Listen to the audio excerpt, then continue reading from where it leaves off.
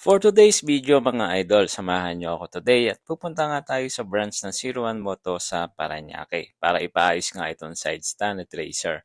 Kung mapapansin nyo mga idol, medyo nakaside siya ng konti sa left at medyo nabibigatan ako tuwing gagamitin ko to, lalo na pag itatayo pa lang bago ang biyahe.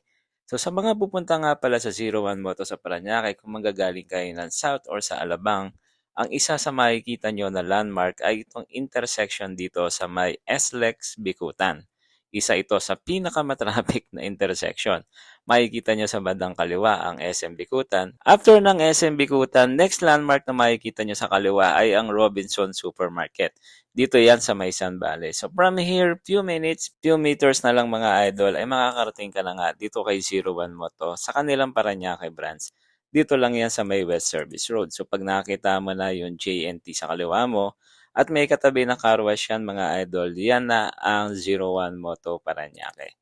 So tamang-tama ang dating natin dahil wala nang masyadong ginagawa dito. Dahil bandang hapon na to mga idol, siguro mga 2 o'clock na to or 3 o'clock ng hapon. Kaya sabi ni Kuya, dito ka na lang. Ito yung video natin before natin ipaayos yung ating side stand mga idol. Kung makikita nyo, nakalin talaga siya dito sa bandang kaliwa. Few minutes pa lang tinanggal na ni Kuya Richard yung side stand natin para ayusin. So andyan na yan sa loob. Bumalik na nga si Kuya Richard para i-test at ikabit itong ating side stand. Naduktungan na nila yan siguro ng mga few inches or few centimeters. So hindi ko na alam kung gaano kalaki yung idinagdag nila. So tinetesting na nila yan. At ito na ang naging itsura niya mga idol after duktungan ni Kuya Richard yung ating side stand. Siyempre pinintarahan nila yan. Kaya pinapatuyo yan dito sa electric fan.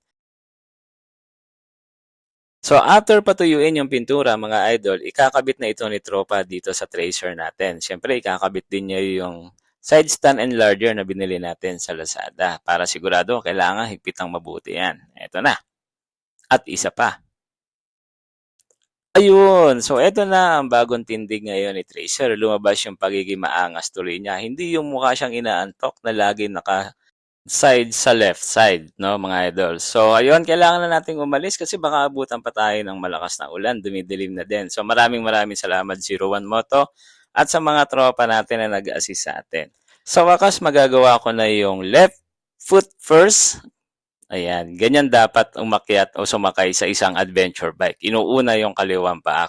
Kung makikita nyo mga idol, mabilis ko lang na itayo itong si Tracer dahil maganda nga yung pagkakatindig niya dahil sa adjustment na ginawa natin dito sa kanyang side stand.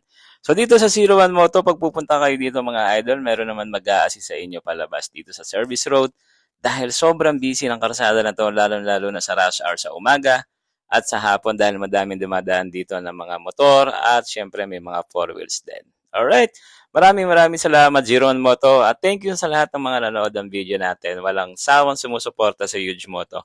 Ingat kayo palagi. God bless everyone. Stay safe. Always pray before you ride.